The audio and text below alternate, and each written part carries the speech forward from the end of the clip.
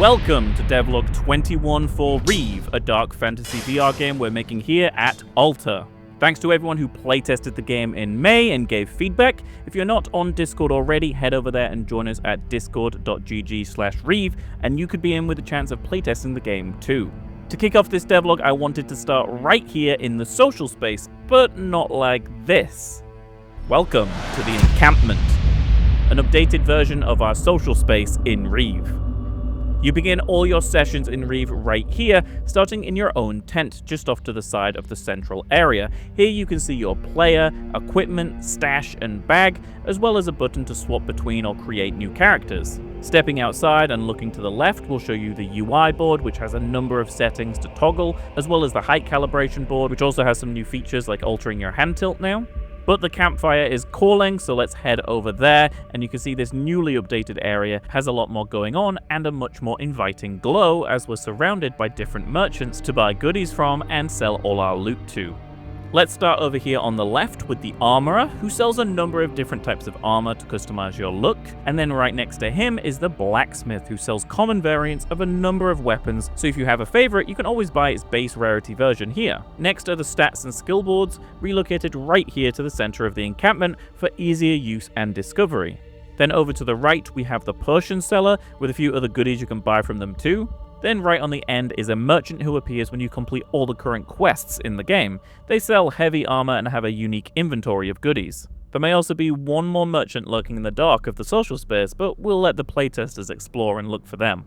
Beyond the campfire is this revamped training area for future use, and then out in the dark is more room for expansion at a later date.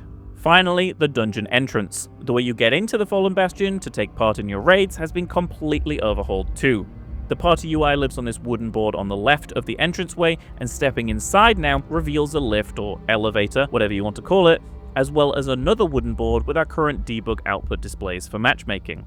I'm sure a lot of you have questions about the lift and its use in Reave. This is very much one of the ways the team envisions you to enter and exit dungeons in the future, so maybe you could even extract as a team in the future and ascend back out of the dungeon as a group, and load back into the social space here together. Right now none of that is in the game, but we wanted to just give you all a little bit of a hint towards the future of Reave by placing it here in the social space already.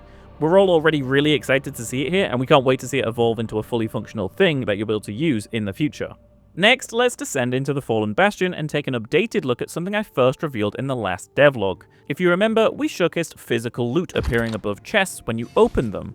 Now we actually have fully physically interactable chests as well. This means you grab the handle, raise up the lid, and watch it fly open as the loot inside appears in a flash of mist and particles as each item glows with its rarity. It's a much more immersive experience now, and opening chests really feels like a substantial wow moment whenever you open one, especially when you see a blue or purple glow, or if you're lucky enough, a yellow glow revealing a legendary piece of loot. You can of course still reach out your hand to check the item's stats and place it in your bag by letting go of it near your chest. There's still lots of plans and ideas around chests and interactivity of loot that we'll be looking at in the future of Reave, but we're just really pleased that we got to this level interaction already, and we hope you all like it and the loot display when you open a chest now. While we're here in the Fallen Bastion, why not talk a little bit more about the Scarf? We introduced this race of creatures, replacing the skeletons in the previous devlog, and you all got acquainted with the Scarf Brute, this heavy weapon-wielding variant, but it's time we see some other Scarf variants. Let's start with the Slayer, a direct replacement for the skeleton swordsman you've seen in Reave. The Scarf Slayer is a vicious, purposeful attacker and can use its speed and power to clear distances between itself and its target. With a plethora of attacks, it means to do you harm with its bone sword, which you may notice resembles the jawbone of a larger creature. Slayers attack with reckless abandon, but also have less developed armor than the Brute, so don't tank quite as many attacks. Next, let's take a look at the Reaper, replacing the left-handed skeleton swordsman who used to dodge in and out of combat with cunning. And the Scarf Reaper is no different. It uses two burned daggers to get in quick strikes and then dodge back to avoid any retaliation. It may even try to dodge around you and reposition itself to deal more damage to you, or use a sneaky kick to push you back so it can re-engage in a way it wants. It is also weaker than the Brute, so can be taken out in just a few well-placed strikes, but if you're not careful, the Reaper will deal some significant damage with its slashes, stabs, and even broader sweeping attacks. And finally, we have the Impaler, replacing the skeleton archer. The Scarth Impaler is a ranged enemy, but doesn't wield a bow and arrow or some sort of traditional ranged weapon. Instead, it has a large mass of bones protruding from a mass of growths on its back. It reaches over its shoulder, rips one out, and throws it like a javelin at its target. They may also choose to unleash a flurry of ranged attacks, throwing multiple of these bone spikes at you in quicker succession. A brutal attack that requires you to dodge or block behind a shield to avoid some serious damage. Impalers are the weakest of the Scarth and fall in just a couple of hits. They are fairly unarmored with just some of those black-red growths growing as armor around its back, but this means they don't stand a chance when you get in close. And there we go, we have the Scarth Slayer, Reaper, and Impaler living and breathing within Reave. I hope you're loving seeing more of the Scarth. The whole team really came together to create the race of creatures and visualizing the different variants, from Angela on concepts to Ozzy on the 3D art and Matty on the animations. The Scarth have turned out to be really varied and a formidable force in Reave. And one last thing on enemies. The smaller fodder skeletons, which attack with their bare hands and fall in just a couple of hits, have temporarily been replaced with these Burr Scarth, who are just scaled down versions with no armor. However, the plan for these smaller fodder enemies is for them to be a sub-race of Scarth, which I look forward to revealing fully to you all soon, but as a little tease, this is what will be seen writhing, crawling, and retching through the halls of the Fallen Bastion very soon.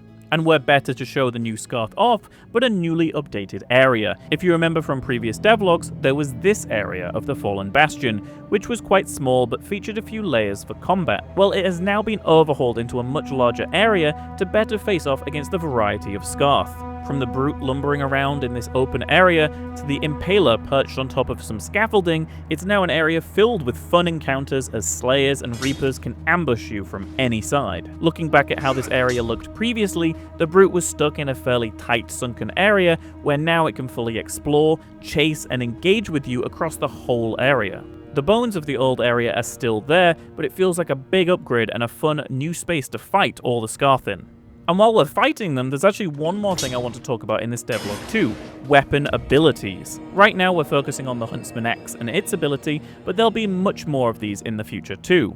When wielding the axe and hitting enemies, they gain stacks of a debuff called Wound. This can be seen in the health UI or by the subtle dripping blood bleeding VFX that you see on enemies too. The more you wound an enemy, the more damage your subsequent attacks will do. Just by itself, it's cool to see weapons have this level of uniqueness, but there's tons of other ideas for the other weapons as well, which will make each weapon viable in different ways. But for the axe, it also now has an active ability called Lacerating Strike. Pulling the trigger makes the head of the axe glow red, and hitting an enemy who has been wounded deals additional damage and consumes all those stacks of wound that the enemy had, which can do a lot of damage and be a super satisfying way to finish off a powerful enemy. There will be lots more cool new features, creatures, and areas to showcase in Reave's future, so make sure you're subscribed to the channel to keep up to date with everything. And if you like this video, please like it, and let us know what your favorite new feature or creature was in this devlog down below in the comments. Everything you've seen in this devlog will be available to playtesters to experience soon. If you want to be in with a chance to be one of those playtesters, make sure you head over to discord.gg/Reave and sign up to the waitlist. You might just be the next person selected. Thanks again for watching this devlog for Reave, and see you all in the next one.